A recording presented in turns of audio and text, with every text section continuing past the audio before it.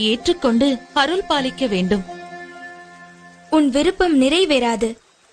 இந்த அவதாரத்தில் நித்திய பிரம்மச்சாரியாகவே நான் இருக்கப் போகிறேன். ஆனாலும் ஒரு வாய்ப்பு இருக்கிறது.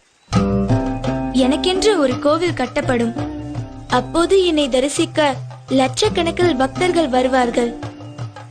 வருடா வருடம் என் பக்தர்களின் கூட்டம் அதிகரித்துக் கொண்டே போகும். ஒவ்வொரு வருடமும் புதிதாக பக்தர்கள் என்னை முதன்முறையாக தரிசிக்க வருவார்கள்.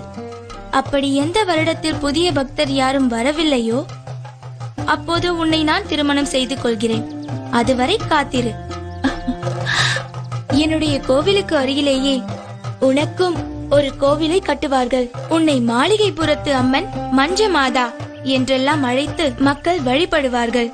என்னை காண வரும் பக்தர்கள் உன் கோவிலுக்கும் வந்து உன்னையும் தரிசித்துவிட்டு செல்வார்கள். எனக்கு அருகிலே